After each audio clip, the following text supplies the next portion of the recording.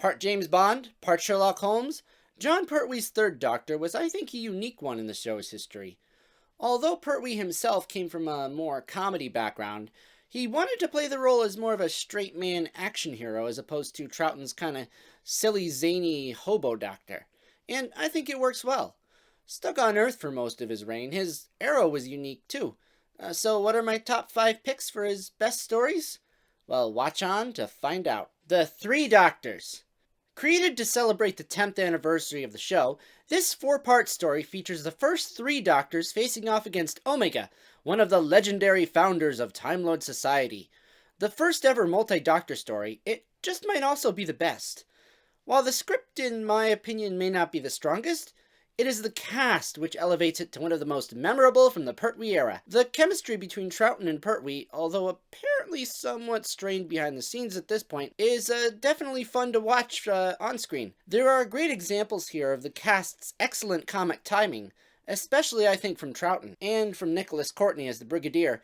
His reactions to and attempts to make sense of the multiple Doctors can be hilarious at times. All in all, a great story and one I would definitely recommend. Obviously, otherwise it wouldn't be on the list. Spearhead from Space. This was not only the first story to feature Jon Pertwee in the role, but also coincidentally the first one of his I ever saw, although I might have seen the 5 Doctors first. I really can't remember. Doesn't matter. Written by Robert Holmes, this story serves as, of course, the introduction to the Pertwee era. It also introduces new companion, Liz Shaw, a scientist reluctantly recruited to provide scientific advice to UNIT. Also making their first appearance are the Autons, the creepy mannequins who make several returns, including in Rose, the first episode of the 2005 revival. This story really works well as a setup for the Earthbound unit format for the following seasons. The only story in the show's history to be shot entirely on film, it was also the first of the classic series to be released on Blu-ray. And if you're the sort of person to care about image quality, I highly recommend that as a way to view it, as it does look fantastic. However, if you don't care so much about image quality, then, well, check it out on BritBox or DVD. It's definitely worth a watch. The Time Warrior. This one, of course, also showed up as my #1 pick on my video ranking the Sontaran stories. It is also here because it is not only the best of those stories, but I think one of the best of Pertwee stories in general. Another Robert Holmes script. You'll see him a lot on my top 5 stories lists, as he is definitely one of the best writers the show has ever had. It's full of sparkling fun and creativity. In regards to the rest of Pertwee's run, it also begins a sort of new direction for the show. It's the first of his final season, and introduces companion Sarah Jane Smith, who will of course go on to have a long involvement in the show, lasting through the new series, and her own spin-off show, and will become a favorite for many, including myself. It's a great introduction, and Elizabeth Sladen really does a great job from the start. So yeah, kind of an important one. It also just feels different from the rest of the era, as the show moves even more from the Earthbound unit stories to more adventures in space and time, something which would really take off with Tom Baker the next season. Terror of the Autons.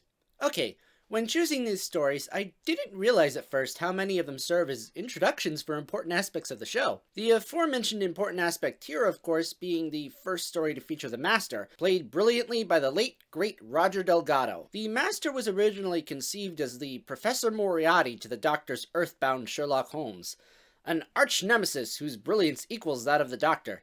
As such, he appears in every single story of this 8th season. Some people think that's too much. I kind of like it. This episode does a pretty good job at setting up the relationship that we'll see for the rest of the series. 2 Time Lords who are bitter enemies, but still respect each other's genius. As a return for the Autons, I think it does what a good sequel should. While Spearhead had them pretty much only inhabiting plastic mannequins, Terror expands their abilities to inhabit anything plastic, which just adds a whole new level of horror and creepiness as we get everything from death by plastic inflatable armchair to strangulation from a telephone cord. Yes, kids. There was a time when telephones had cords.